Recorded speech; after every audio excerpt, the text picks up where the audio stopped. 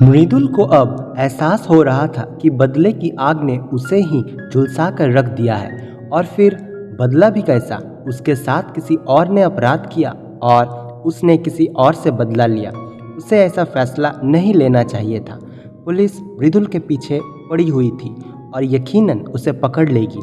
उसके दो साथियों को पुलिस ने पकड़ भी लिया था। क्या करे क्या ना करे उसकी समझ में नहीं आ रहा था। तकरीबन 3 महीने पहले तक मृदुल की जिंदगी काफ़ी अच्छी चल रही थी। वह एक एयर कंपनी में पायलट था। वह थाईलैंड में रहता था और अच्छी जिंदगी जी रहा था। वैसे तो तकरीबन हर देश में उसे जाना होता था, पर ज़्यादातर वह भारत और यूरोप ही जाता था। काफ़ी खर्च करके मृदुल ने पायलट का कोर्स किया था। नौकरी भी मिल गई थी।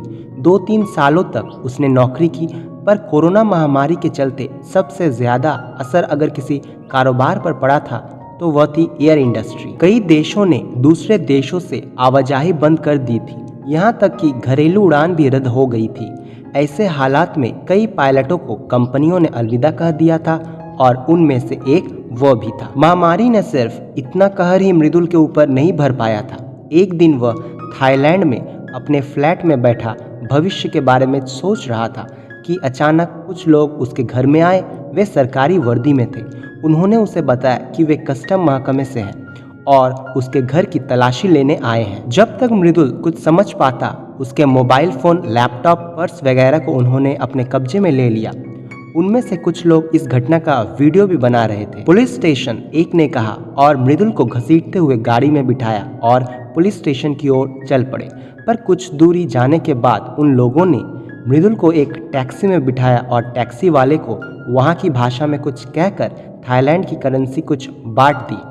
मृदुल हक्का बक्का था। कुछ ही देर में टैक्सी वाले ने उसे उसके फ्लैट के नज़दीक ही छोड़ दिया। Police station? मृदुल ने ड्राइवर से पूछा। नो पुलिस स्टेशन, ड्राइवर ने कहा और चलता बना। मृदुल समझ गया कि उसे अपराधियों ने ठग लिया है। नज़दीकी पुलिस स्टेशन में जाकर उसने रिपोर्ट लिखवा दी और दुखी मन से उसने थाईलैंड छोड़ मुंबई में रहने की योजना बना ली। भारत सरकार हर देश में अपने नागरिकों को लाने का इंतजाम कर रही थी और उसी के तहत मृदुल भी वापस आ गया। थाईलैंड में हुए कांड को मृदुल ने भूल तो नहीं पाया था, पर जख्म कुछ थोड़े कम जरूर हुए थे। एक दिन वह मुंबई में भटक रहा था कि उसकी नज़र युंग नाम के एक थाई नागरिक पर जा पड़ी। थाईलैंड में युंग उसके फ्लैट के नज़दीकी ही रहता था और सुबह की सैर के लिए नज़दीकी पार्क में आया करता था। अक्सर युंग से उसकी बात होती रहती थी। युंग को देख मृदुल ने टोकना चाहा, पर एकाएक उसके मन में ख्याल आया कि जिस तरह उसे थाईलैंड में ठगा गया था, वैसे ही वह युंग को ठग सकता है। पर अगर वह युंग के पास जाएगा तो वह उसे पहचान लेगा। यह सोचकर उसने दूरी बनाए रखा और उसका पीछा किया और उसका फ्लैट कहाँ है इसकी जानकारी ले ली। मृदुल ने सबसे पहले युंग पर निगरानी रखना शुरू कर दिया। उसने देखा कि वह किसी लड़की के साथ रहता है। लगता है वह युंग की गर्लफ्रेंड है। उनके घर से आने जाने के समय पर भी वह निगाह रख रहा था। वह चाहता था कि जब युंग घर में अकेला हो तभी उसके ऊपर धावा बोला जाए। युंग की गर्लफ्रेंड अमूमन सुबह 9 बजे घर से निकलती थी और शाम 6 बजे वापस आ जाती थी।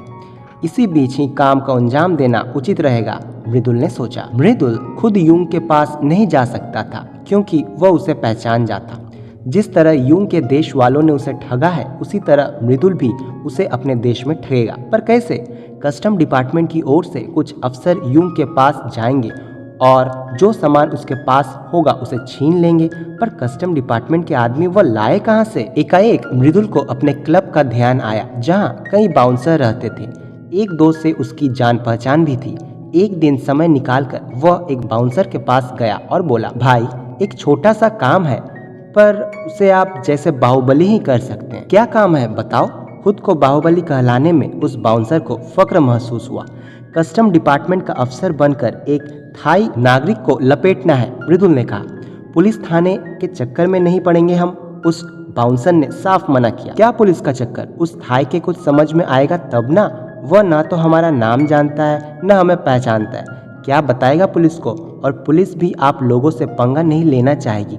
फिर जो कुछ भी मिलेगा उसमें आधा हिस्सा आप लोगों का, मृदुल ने उसे समझाया। आप लोगों का मतलब? और कौन रहेगा इसमें? बाउंसर ने पूछा। भाई कस्टम डिपार्टमेंट की ओर से जाओगे तो कम से कम 4-5 आदमी तो होना ही चाहिए, मृदुल ने समझाया। अगर उसके पास 1 लाख मिले भी तो 5 आदमियों में क्या मिलेगा, इतना बड़ा रिस्क हम क्यों ले, बाउंसर ने ऐतराज जताया। कैसे जानते हो कि 1 लाख ही मिलेगा? अरे उसका मोबाइल, आईपैड, पर्स, जेवर सब कुछ मिलाकर कई लाख हो जाएंगे, मृदुल ने समझाया। कुछ नानुकर के बाद वह बाउंसर राजी हो गया और अपने कुछ और साथी बाउंसरों को भी राजी कर लिया। वे सब दोपहर के 2 बजे यूंग की हाउसिंग सोसाइटी में कस्टम अफसर बनकर पहुंच गए। सरकारी अफसर समझकर सिक्योरिटी गार्ड ने भी उन्हें नहीं रोका। वे यूंग की फ्लैट के दरवाजे पर गए और डोरबेल का बटन दबाया। यूंग डोरबेल की आवाज़ सुनते ही बाहर निकला। इससे पहले कि वह कुछ समझ पाता, वे चारों उसके घर में धड़ाधड़ घुस गए। उन्होंने उसका मोबाइल फ़ोन छीन लिया, साथ ही पास में रखे आईपैड, कंप्यूटर, पर्स वगैरह को भी छीन लिया। 2 लोग अंदर जाकर तलाशी लेने लगे और बाकी 2 वीडियो बनाने लगे। आनन फानन में सामान बटोरकर यूंग को थाने चलने को कहा गया। जैसे ही वो बाहर निकला, उसे एक ऑटो रिक्शा में बैठा दिया गया और ड्राइवर को नज़दीकी की किसी जगह पर छोड़ने को कह दिया गया। मृदुल के प्लान के मुताबिक जैसे उसके साथ थाईलैंड में हुआ था, सब कुछ वैसा ही हो गया। पर यूंग ने तुरंत पुलिस स्टेशन में इस बात की खबर कर दी और पुलिस ने वीडियो फुटेज की मदद से सभी बाउंसरों को पकड़ लिया। इसकी जानकारी मृदुल को आज के अखबार से मिली थी। अब क्या करे, मृदुल समझ ही नहीं पा रहा था। एकाएक उसके मोबाइल की घंटी बज उठी। स्क्रीन पर उस बाउंसर का नाम फ्लैश हो रहा था जिसे पुलिस गिरफ्तार कर चुकी थी। इसका मतलब पुलिस ने बाउंसर के मोबाइल से उसे फ़ोन किया है। उसने कांपते हाथों से मोबाइल को स्विच ऑफ किया और चेहरे पर आए पसीनों को पोंछा। मृदुल जानता था कि आज नहीं तो कल पुलिस की गिरफ्त में उसे आना ही है। यह कैसा बदला लिया था उसने यूंग से? बदले की इस आग ने तो उसे ही झुलसा दिया था। अब पछताने के सिवा उसके पास कोई चारा नहीं था। तो दोस्तों, क्या आपको यह कहानी अच्छी लगी है तो वीडियो को लाइक और अपने दोस्तों के साथ शेयर ज़रूर करें और ऐसी ही नई स्टोरी देखने के लिए हमारे चैनल को सब्सक्राइब करना ना भूलें। आपको कौन से प्रकार की कहानी पसंद है हमें कमेंट में ज़रूर बताएं।